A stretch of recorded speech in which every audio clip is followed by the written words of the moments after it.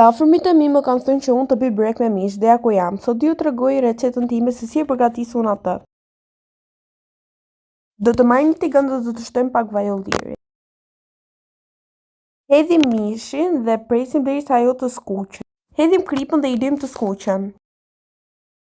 Ndërkohë që mishi skuqet, fillojmë duke perë qepën. Do të shtojmë qepën dhe përzim. Qepën do ta lëm të skuqet derisa ajo të shkrijë. Shtojmë majdanozin, piperin dhe hudhën. Më pas shtojmë nenexhikun. Tani është rrafë që të bëjmë petat. Do të hapim kulaçkat.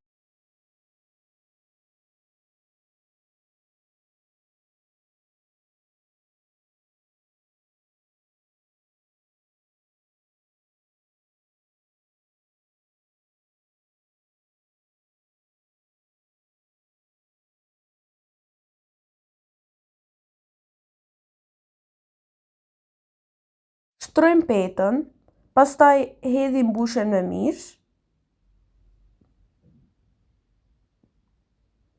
Dhe pastaj shtrojmë petën tjetër sipër. Furra duhet të jetë e nxehur paraprakisht me 200.